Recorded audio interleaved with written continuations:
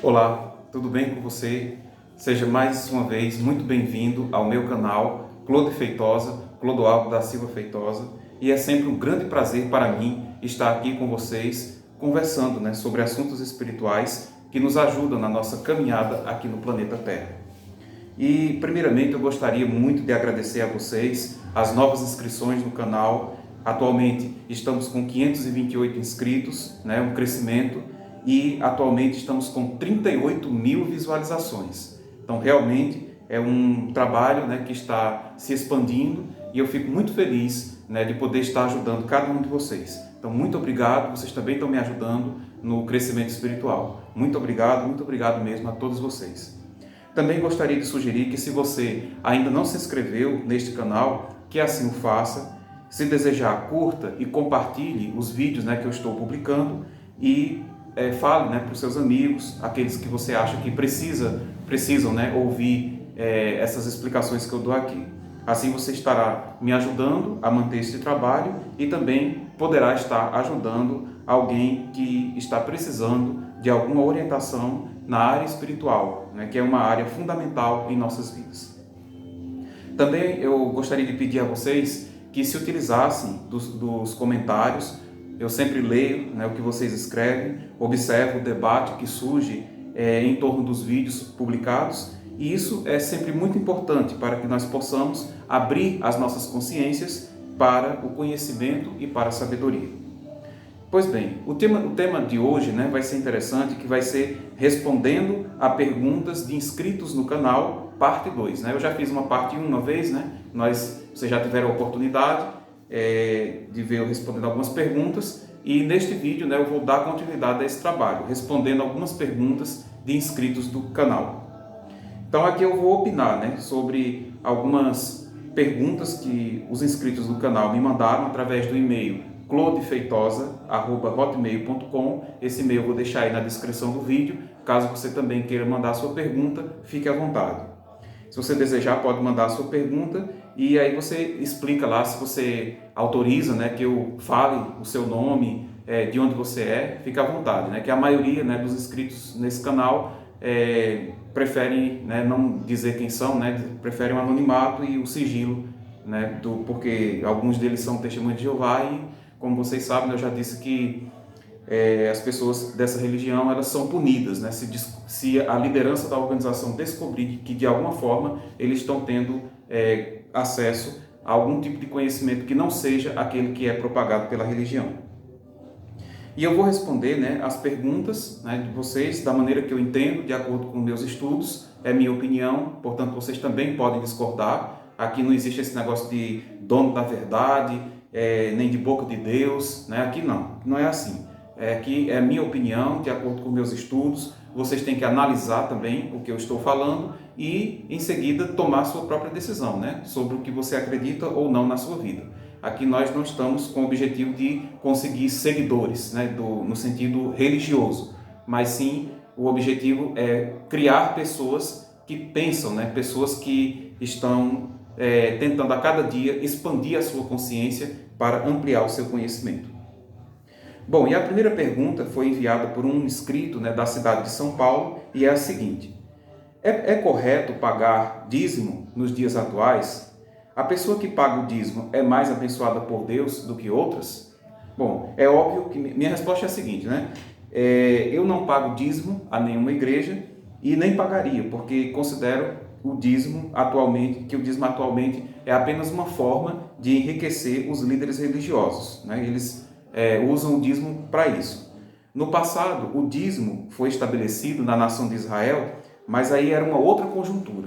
Não havia um Estado, como existe hoje, onde a população paga impostos obrigatoriamente para promover o bem-estar social. Por exemplo, nós temos as instituições, o INSS para a Seguridade Social, o SUS para a saúde, tem o sistema educacional, tem o sistema de assistência social, segurança e justiça. Portanto, são coisas estabelecidas pelo Estado e que são pagos pelos próprios contribuintes de um Estado.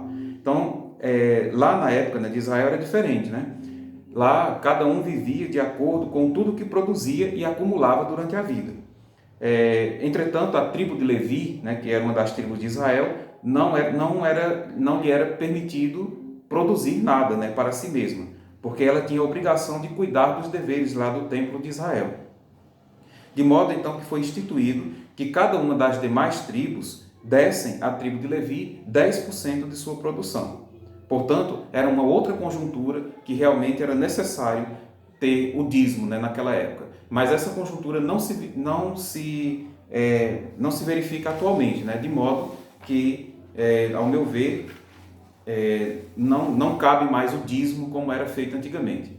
E é óbvio que a pessoa que paga o dízimo não é mais abençoada por Deus em detrimento da outra, porque essa questão de dízimo não tem nada a ver com Deus, tem a ver com a religião a qual a pessoa faz parte, né, e quer ajudar, né, aquela religião financeiramente. Então não tem nada a ver com ser mais abençoado ou não.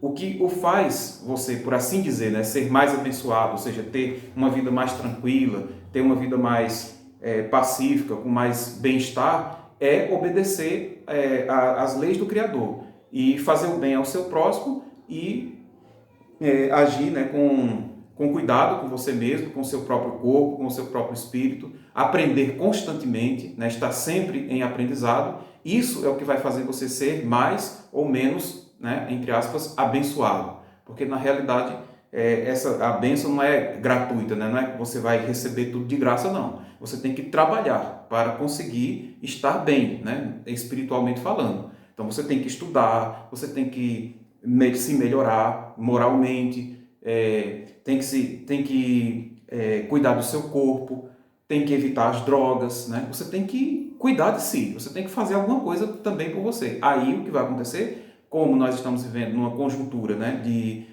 causa e efeito, né? Deus nos colocou dentro dessas leis, ou seja, aquilo que nós fazemos, nós recebemos. Então, se você planta o bem, você vai colher o bem. Se você planta o mal, você vai colher o mal. E normalmente isso vem multiplicado, né? É igual a semente. Quando você coloca lá na terra, você coloca poucas sementes. Mas quando você retira, né, a colheita, ela vem multiplicada. Então, da mesma forma, é isso na nossa vida.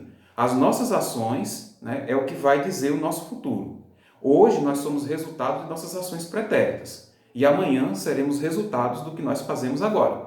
Então, por essa razão, é necessário que cada um faça o seu próprio caminho, tá certo?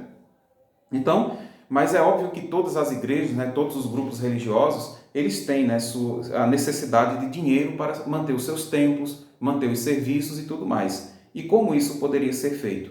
Aí, nesse ponto, eu sou de acordo com as palavras de Paulo, do apóstolo Paulo, em 2 Coríntios 9:7, né, onde lá a gente entende, né, que cada um deve fazer de acordo com as suas possibilidades, e não sob compulsão, ou seja, não obrigatoriamente, mas sim de forma alegre.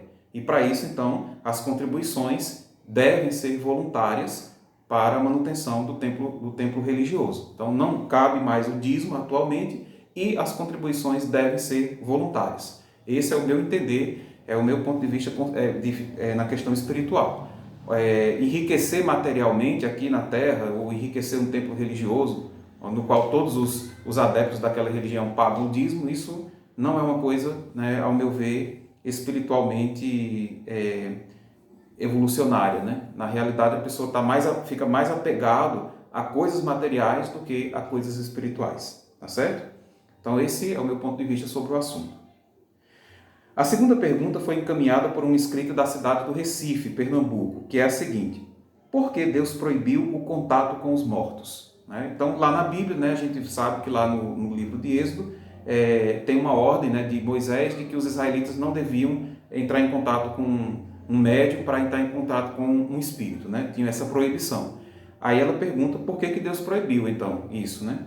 E na realidade, né, a resposta seria a seguinte: não foi Deus que proibiu, quem proibiu foi Moisés. Ele era o legislador da época, né? Inclusive muitas das leis que estão lá na Bíblia, que os israelitas tinham que obedecer, obviamente não provinham de Deus. Como, por exemplo, apedrejar pessoas, né? Será que Deus mandaria apedrejar outra pessoa, né? Juntar todo mundo ali e meter pedra numa pessoa? E no caso diz lá, né, a pessoa que cometeu adultério. Imagina se essa lei fosse aplicada hoje, né? Quantas pessoas não seriam apedrejadas aí no meio da rua, né? Então, é óbvio que essa lei não veio de Deus, né? Foi uma lei escrita por Moisés porque também, como eu falei já na outra pergunta, era uma outra conjuntura, era um outro Estado, era uma outra maneira de organização social, né? Não tinha Constituição, não tinha, Moisés ele teve que organizar aquela nação, por assim dizer, às pressas. E para isso ele usou a autoridade de Deus, né? De dizer que muitas leis eram dadas por Deus e muitas coisas eram para prevenir doenças, era para evitar o caos social, etc. e tal. Nesse quesito, né, da questão de comunicação com a espiritualidade, lá no Egito isso acontecia normalmente, não só no Egito, como nas outras nações em volta, né, não tinha esse problema. Né? Porém, o que acontece? Não havia ainda um conhecimento total da espiritualidade naquele tempo. Então seria muito fácil espíritos enganadores influenciarem as pessoas, talvez até para o mal, né? E aí, por essa razão, Moisés proibiu o contato com os mortos, na realidade com os espíritos, né? Porque não existe mortos na acepção da palavra, o que existe são espíritos desencarnados. Então, ele proibiu esse contato através do médium para evitar, então, essas confusões, né? Esses ensinos tortuosos, né? Que existem entre os espíritos enganadores. E ainda hoje, essa confusão existe. E por essa razão, a mediunidade, que é a capacidade de comunicação com os espíritos, deve ser desenvolvida com muito cuidado pelo médium, deve ser trabalhada, e a pessoa que é médium, ela tem que buscar um conhecimento e a sua evolução espiritual, para poder manter contato com espíritos bons, né? E não com espíritos enganadores. Então ela tem que ter cuidado na sua moral, tem que fazer o bem ao próximo, tem que ajudar as pessoas, tem que evoluir mudar os seus pensamentos para o bem, para poder, então, ter contato com espíritos evoluídos. Caso contrário, o contato que ela vai ter é com espíritos, muitas vezes até piores do que nós, no sentido evolutivo, né? Então, foi por essa razão que, lá no passado, foi proibida a comunicação com os espíritos. Mas hoje, isso não se dá. É uma outra conjuntura, mudou tudo, né? Hoje o conhecimento espiritual está amplamente desenvolvido e divulgado, né? Todo mundo tem acesso a isso. Então, não tem por que mais haver essa proibição. Ok? A terceira pergunta veio do exterior, veio da cidade de Monterrey, no México, e é a seguinte: o nome de Deus é Jeová? Qual é a minha resposta sobre esse assunto? Bom, eu diria para vocês que esse nome, Jeová, é um dos nomes pelos quais a humanidade conhece Deus, mas não é o único, e nem também isso importa tanto, né? Porque quando você coloca um nome em Deus, você, por assim dizer, está colocando ele em um grupo, né? Transformando ele numa pessoa, num ser humano, e colocando ele em um grupo, né? Isso eu estou falando a grosso modo. Por exemplo, você disse que o nome de Deus é Jeová, o que é que vem na sua mente, né? na hora? Que a primeira coisa que vem é a religião, testemunhas de Jeová. Então, ou seja, para acreditar em Deus, você tem que estar naquele grupo, né? Agora, se você diz, não, o nome de Deus é Alá, então aí você já entende, não, então você tem que ser muçulmano para poder acreditar em Deus e ser correto, né? Então veja como é, se você diz o nome de Deus é Shiva, aí você tem que ser lá daquela religião oriental, né, para poder ser parte, né, das pessoas que acreditam em Deus. Então é por essa razão que, no meu ponto de vista, isso pouco importa para nós, saber exatamente qual é o nome de Deus, né? Até porque esse nome Jeová não é exatamente a pronúncia daquelas 4 letras hebraicas, né, que é conhecida como tetragrama, né, do nome divino, lá constante na Bíblia. Esse nome Jeová não é a pronúncia original. Essa pronúncia foi perdida há muito tempo e ninguém sabe exatamente como aquelas 4 letras hebraicas são pronunciadas, né? Então, por esta razão, a gente não pode dizer o nome de Deus é Jeová, mas é uma forma que as pessoas conhecem Deus, né? Que entende essa pessoa, que entende Deus como sendo Deus, certo?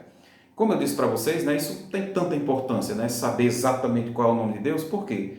Porque quando Jesus, né, eu estou citando aqui o exemplo de Jesus, quando ele nos ensinou a falar com Deus, né, ele disse apenas o seguinte: quando você vai falar com ele, você deve se referir, Pai nosso que estás no céu. Ou seja, você tem que se referir a ele como Pai, né, como o Criador. Nada mais que isso, né? Quando você fala aqui Deus, né, é uma coisa que não está em nenhum grupo religioso, certo? Você fala Deus na Testemunha de Jeová, você fala Deus nos evangélicos, você fala Deus nos católicos, você fala Deus nos espíritas, você fala Deus onde você estiver, você está se referindo à mesma pessoa, né? Ou seja, o Criador do universo, né? Então, por essa razão, no meu ponto de vista, e também respeitando quem pensa diferente, no meu ponto de vista, Eu não vejo como importância nenhuma você saber exatamente qual é o nome de Deus, né? Talvez um dia nós venhamos a saber, né? Se é que Ele queira revelar, né? Se é que isso é assim, dessa forma que a gente entende, né? Porque eu acho que isso, quando você coloca assim, você pode colocar Deus como sendo uma pessoa, né? Como um ser. E aí não está a questão. Eu gosto muito da definição, né, de Allan Kardec no Livro dos Espíritos sobre Deus. Olha, eu vou ler aqui para vocês, no Livro dos Espíritos. Eu acho interessante essa definição de Deus de Allan Kardec. É no livro 1º, no capítulo 1º, na pergunta 1. A primeira coisa que Allan Kardec perguntou aos Espíritos foi essa: ó, que é Deus? Então ele não perguntou quem é Deus, mas sim que é Deus. E qual foi a resposta dos Espíritos? Diz assim, ó: Deus é a inteligência suprema, causa primária de todas as coisas. Então veja que aqui não deu nome, né? Não, assim, deixa uma coisa bem ampla mesmo, né? É a inteligência suprema do universo e a causa primária de todas as coisas. Para nós, seres humanos, é suficiente saber disso. Não precisa saber do nome, de onde ele veio, quem criou ele. Então, isso são coisas que são perguntas que não nos levam a muito longe, não, certo? Então, a gente tem que entender que ele é a causa de todas as coisas, é a inteligência suprema que criou tudo. Isso é o que importa, né, para nós, tá certo? Então, essa é a minha opinião sobre essa pergunta. A quarta pergunta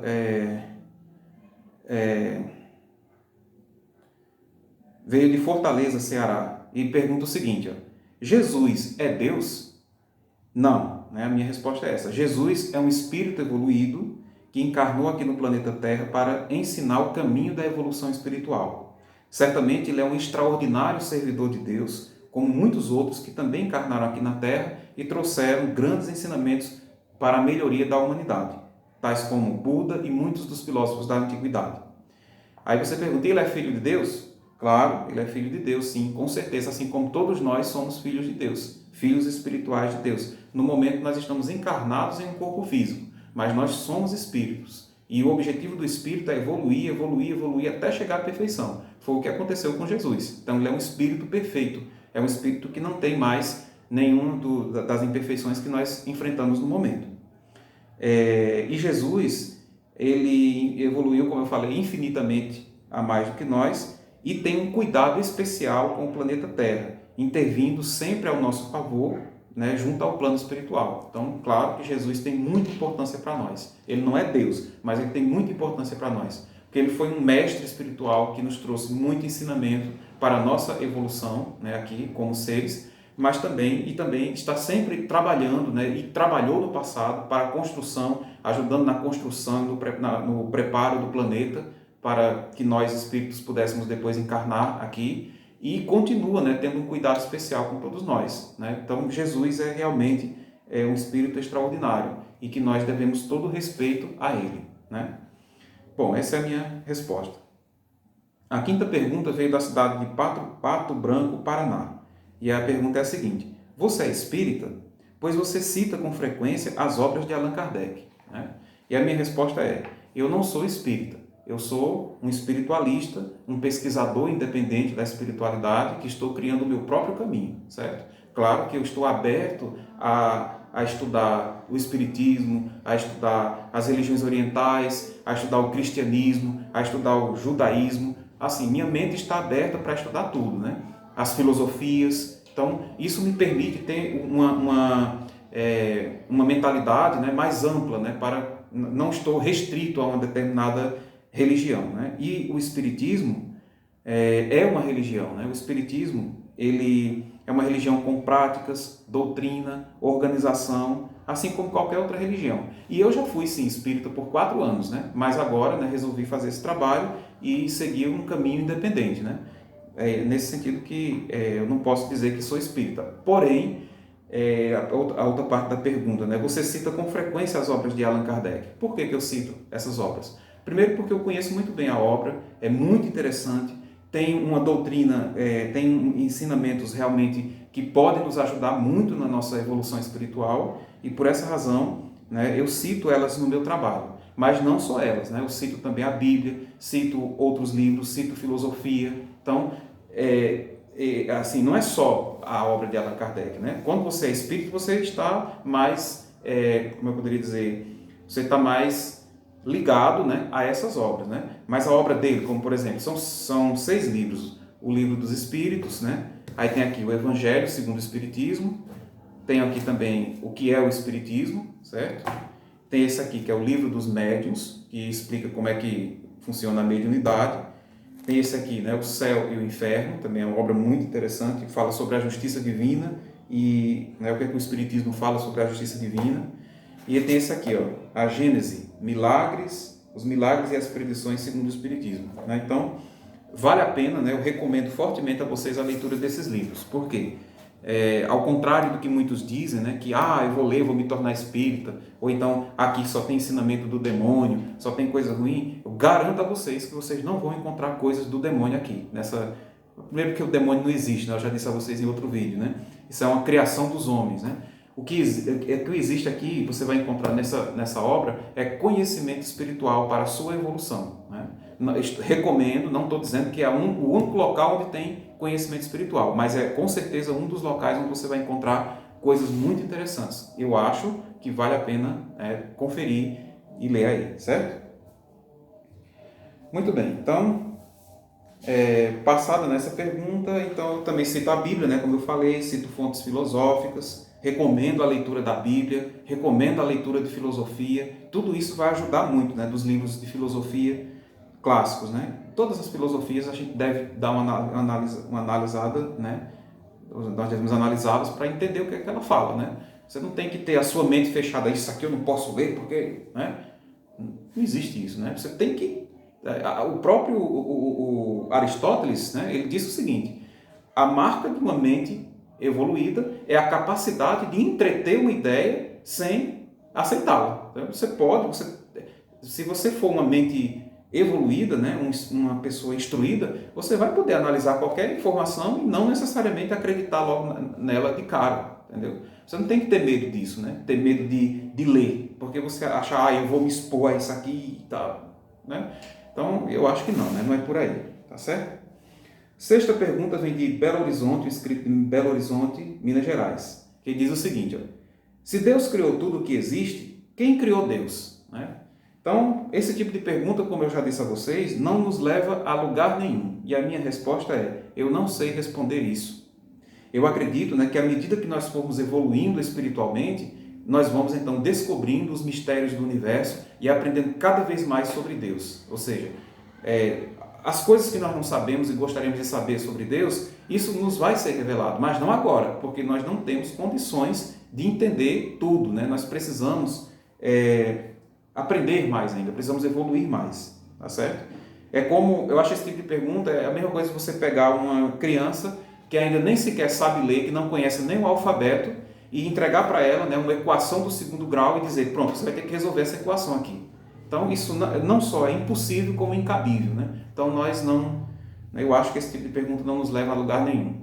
Deus existe, né? Isso, ao meu ponto de vista, só você olhar em volta de si, você vai ver evidências que Deus existe e, portanto, né, o resto das informações que nós queremos saber sobre Deus, no momento certo nós saberemos.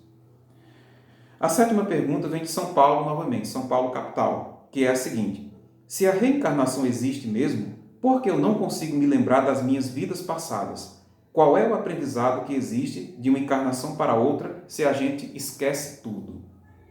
Bom, nós não lembramos, né, de nossas encarnações passadas porque isso é um presente de Deus para nós. Sim, a lei do esquecimento, ela nos ajuda, porque nós estamos em um processo kármico no qual nós aprendemos através das consequências de nossas ações, sejam elas boas ou más. Aquilo que fazemos, nós recebemos o resultado daquilo que nós fazemos.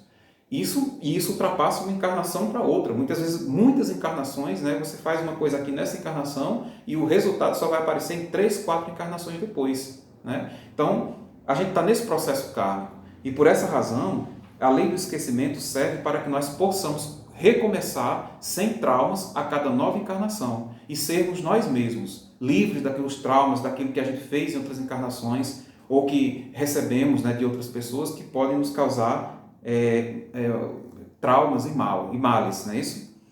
Se todos se lembrassem das suas vidas passadas, isso causaria também uma profunda interferência nas relações sociais e poderia até mesmo ser prejudicial às pessoas envolvidas. Por exemplo, imagine se você se lembrasse que a pessoa que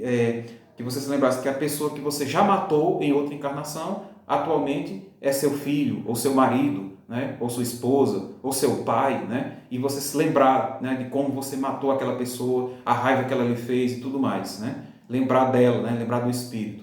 No plano espiritual a gente lembra, certo? No plano espiritual nós temos acesso a todas essas informações, mas aqui, encarnados, não. Tem essa lei do esquecimento que nos faz, então, recomeçar do zero.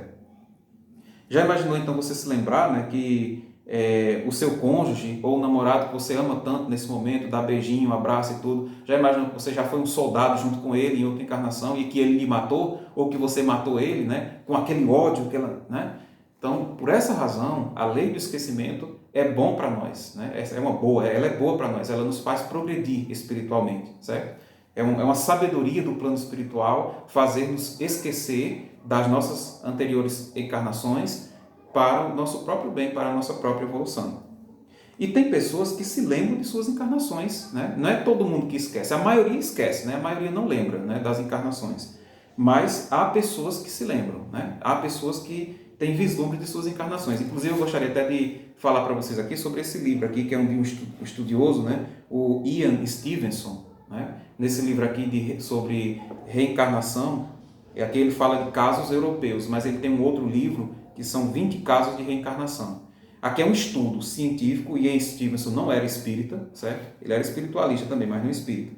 E ele fez um estudo, né, de muitas pessoas que se lembravam de suas encarnações, de onde nasceram, o que fizeram, né? Reconheceram os lugares, né, que falaram, né? Tá tudo aqui nesse livro, né? Esse é um livro muito interessante, que vale a pena também, eu recomendo a leitura dele, tá certo? E tem também, né, a história da senhora Jenny Cockle, que foi representada, né, no filme Minha Vida na Outra Vida. Eu vou deixar também o link, né, do vídeo, né, do filme, né, Minha Vida na Outra Vida, já que agora é fim de semana, né? Aproveite, né, assista esse filme, você vai gostar muito, né? O filme mostra uma pessoa que se lembrou da encarnação anterior e mais, que conseguiu ter contato com a sua família dessa encarnação anterior, né? Ela encontrou os filhos dela, né, de outra vida, já idosos. Então, recomendo para vocês, né, assistir esse filme, Minha Vida na Outra Vida. Ele está disponível no YouTube, tá certo? Bom, por hoje é só isso, né? Gostaria de pedir que vocês refletissem em todas essas respostas, né? Tirem suas próprias conclusões, né? Essas são as minhas conclusões, vocês têm que tirar a sua. Você tem que tirar a sua própria conclusão. Eu aqui não sou dono da verdade, estou apenas compartilhando o entendimento que adquiri através desses estudos espiritualistas e recomendo, né, que cada um faça da sua busca espiritual uma busca individual, né? E aí, então, abra a sua consciência para aprender de vários lugares, de vários mestres, de várias doutrinas, de várias filosofias, de vários livros, ou seja, não tenha limites, certo? Não permita que ninguém ponha um limite a você, do tipo, só é verdade se estiver na Bíblia, se não estiver na Bíblia é mentira. Então, é um limite que impuseram a você, né? Não permita que isso aconteça, seja livre, né? Tenha a consciência aberta, tá ok? E se você desejar, né, encaminhe a sua pergunta, né, para o e-mail, que eu vou deixar também na descrição, e deixe bem claro, né, no seu e-mail se você permite ou não que eu divulgue o seu nome e de onde você é. Ou o contrário, né, se você não quer que divulgue o seu nome, tá certo? Bom, se você gostou desse vídeo e de muitos outros, né, já publicados nesse canal, curta, compartilhe o conteúdo, fale para um amigo e explique, né, fale desse canal. Comente também o que você achou aí no vídeo, eu vou ler os comentários, sempre é muito bom ver o que vocês estão escrevendo, a construção de conhecimento espiritual através dos comentários, tá ok? Então agradeço muito e muito obrigado e bom final de semana para todos e um abraço e até o próximo vídeo.